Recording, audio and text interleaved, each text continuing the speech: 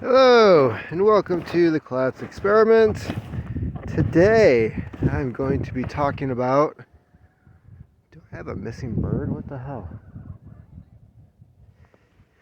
Today, I'm going to be talking about a Korean film, Space Sweepers. Not the most enticing title, but I will say this. You start watching it, it has very well developed characters, has a nice story, very convincing plot. Actually, I'm kind of surprised with some of the stuff that they tinkered around with in this movie, that the plot was as well thought out as it was. So, it combines quite a few different things that you may already be familiar with. Lone Wolf and Cub, 2100. Has a little bit of that in there. It also has some Firefly, if you will. Original Holy Trinity Star Wars.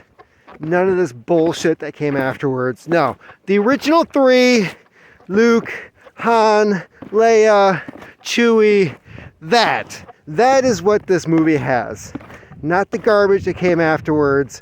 Sorry, George Lucas, but the prequel bullshit you can shove right up your ass. So, what does that mean? It means it has characters that you actually connect with personalities that you can see, and people that you actually know in real life, instead of this mono culture bullshit, everybody's from the same fucking petri dish garbage that's been coming out lately. Space Sweepers is a Korean film. Great special effects. I'm actually really impressed with how well the special effects are. Maybe I shouldn't be surprised considering where it was made.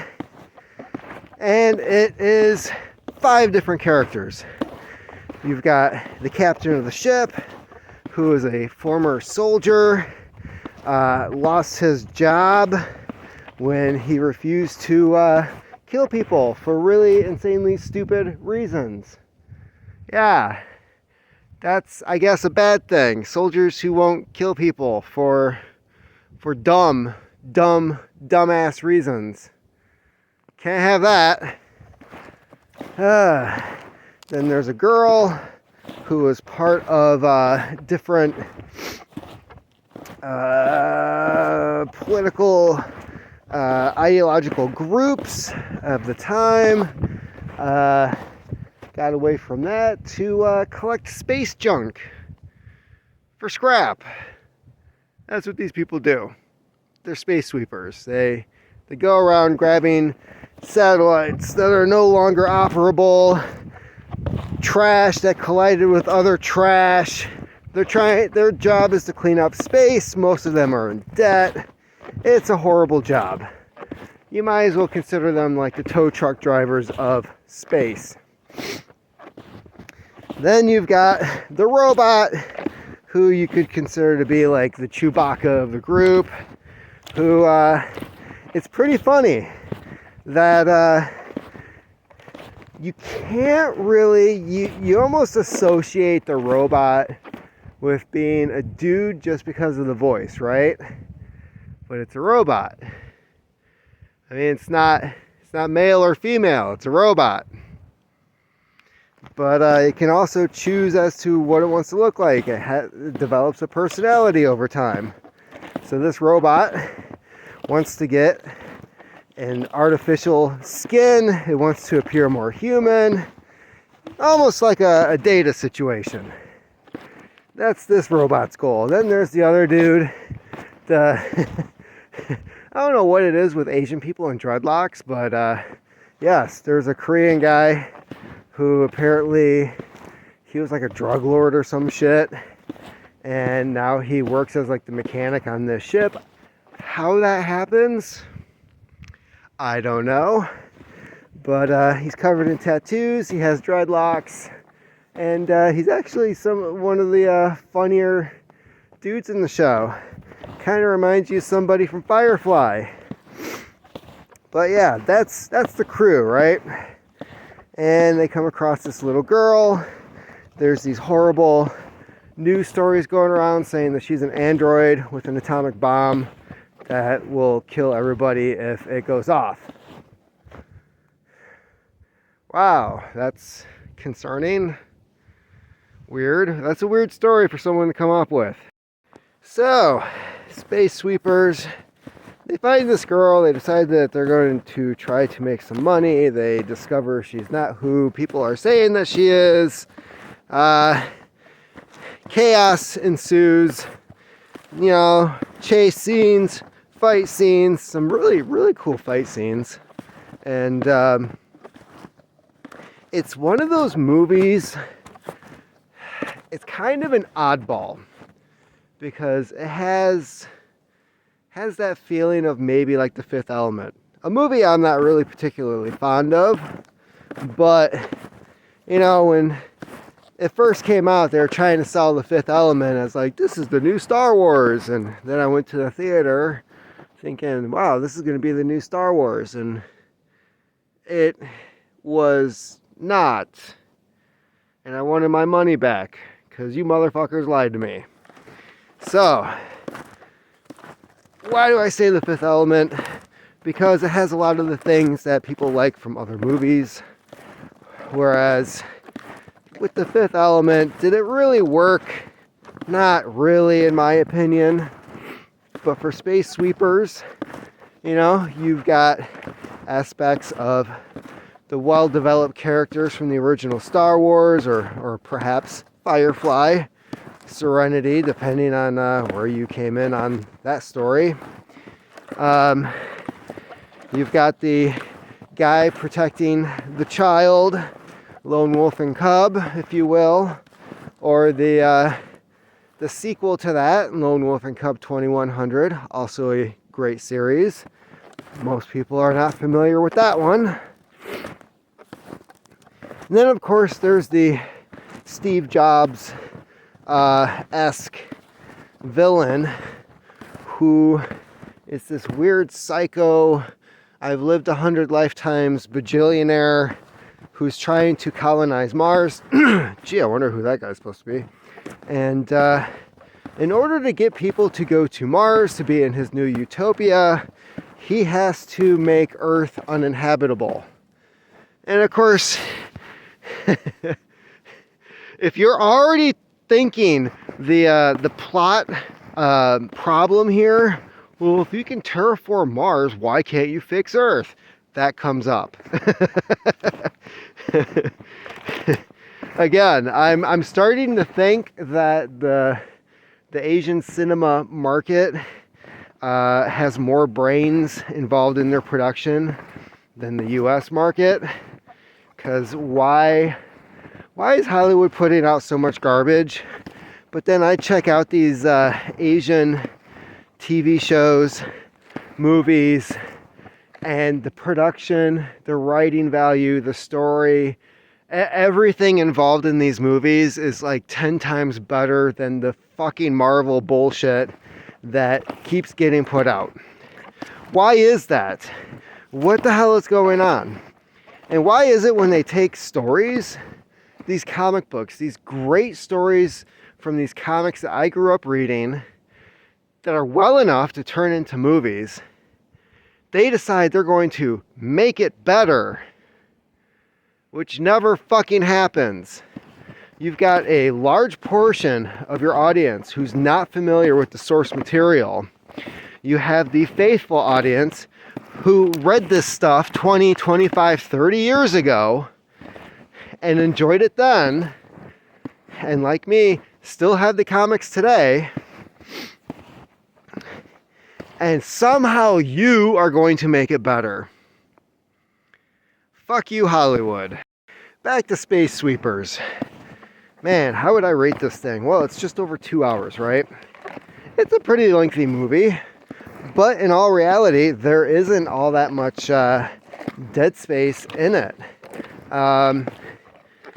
There's no fluff, like everything leads to something else. If something comes up in the movie, you see it addressed or come into play later. Again, good story writing. And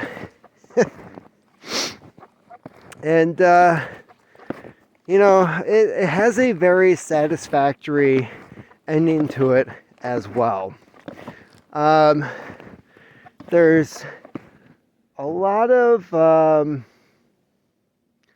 science that we're dealing with today when it comes to nanobot technology, space travel, the possibility of androids, robots.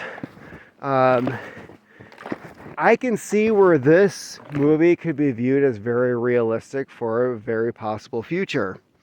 I mean, we're already dealing with space junk, aren't we?